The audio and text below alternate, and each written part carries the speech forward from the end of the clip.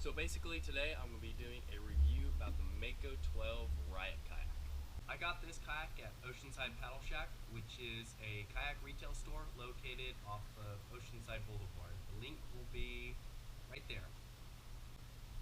In the store they had a lot of used kayaks and they're trying to get more space to put in new kayaks in, so they're selling their used ones. The 12 footers are currently going for $880. The 10 footers are going for $660. There's a bunch of different colors. You got a mixture of blue and black, which is this one. There's a mixture of yellow and orange, red and black, pure red, pure green.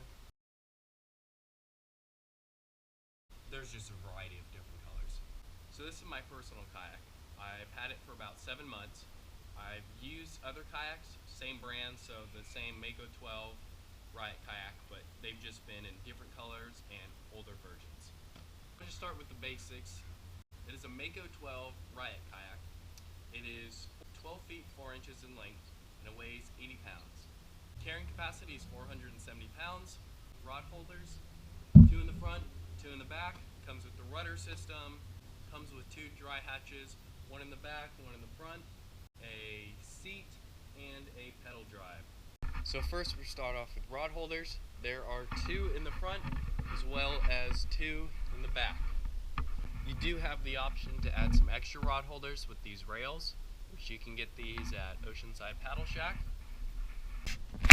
Some rods sit flush like this, others with thin handles don't, so they're a little loose. Due to the slant of the rod holders, you can have 2 of them trolling. The problem with these is when you're launching through the surf, they'll fill up with water. Other kayaks have the same problem.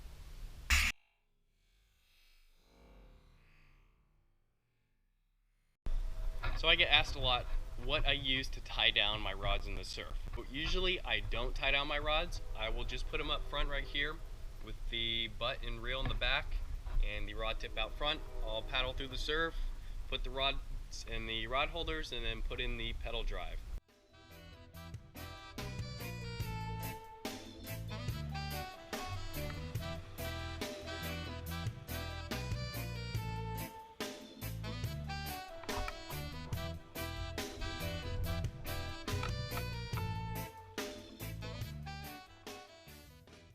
I'm out in open ocean and I want to go for like a bigger game fish, like a yellowtail or shark. I'll strap in my rods because I've lost a few. I don't use like surfboard leashes or boogie board straps. I'll take some 70-pound test, fluorocarbon, or any kind of fishing line, and then I get a carabiner from the dollar store or at your like local gas station, and I'll just clip it on and off. So you'll see in this clip what I mean. I hooked up to the shark. All I had to do was unclip it, take it out of the rod holder, and I was on.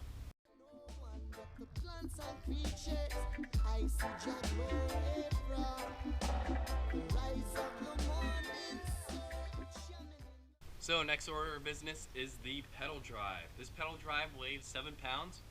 It's just like riding a bike. You pedal one way for your propellers to turn on the bottom, and you go backwards and reverse to go the other way. When putting your drive in, it is super simple.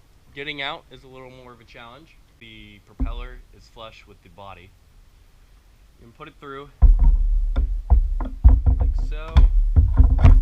Make sure these 2 are right here. Take the lever, pull it up, move it to the side, and it locks down, and you're all set. Pedal forward, pedal backwards, forward, backwards. You gotta be careful. You can't just pull it straight out. You need to have your propeller aligned with the body. And usually the water you'll be in is super clear. You can see it. Even if it's at nighttime and you have a light on and you shine it down there, you'll still be able to see where your propeller is. Both sides. Line up the propeller and then pull straight out. And you're good. Now, I'll show you what I mean. Let's say it's sideways.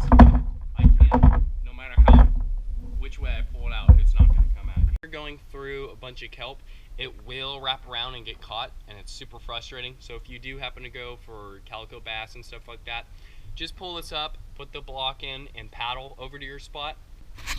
If you're fishing for yellowtail and you have your live bait, make sure it does not go underneath your kayak, because if you start paddling off, it will wrap around and it'll get stuck.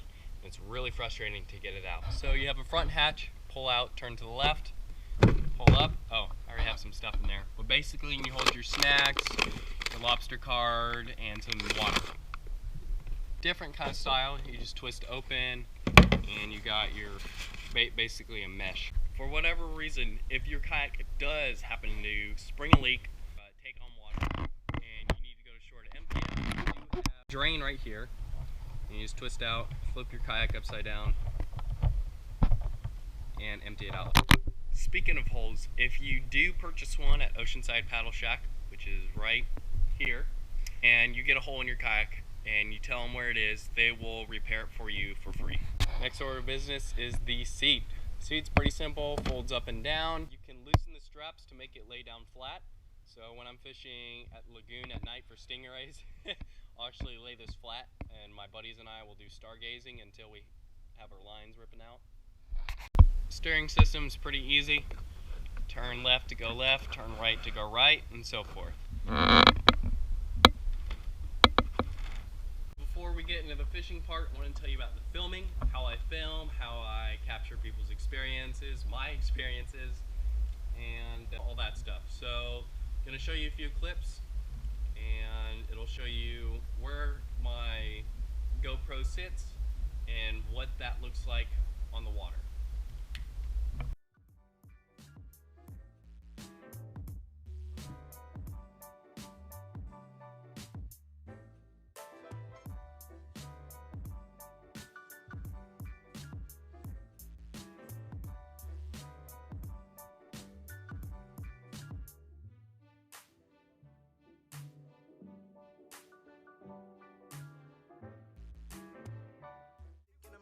Music everywhere we go, right around your globe, man, that's how they hit the road. Leave my mother and my father, but the family's at home. Down through Mexico and up through Colorado, through the desert past the sea, you know, a mountain in the snow, deeper past the need for my so many people we met along the way, fueling the fire for us to never stray. Telling us the music helped them through tough times. We kept moving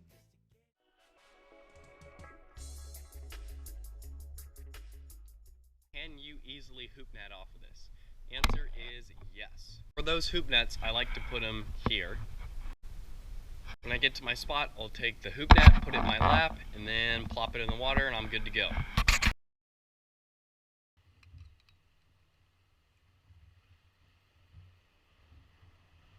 Now for the fishing time, I get asked a lot about stability. So here are a few clips that show what it's like fighting a fish or pulling up lobster nets and so forth. I've landed sharks, lobsters, black sea bass, and giant stingray off of these kayaks. And it's basically like a floating suction cup. It really doesn't flip. Have I flipped it on purpose? Yes. On accident? No.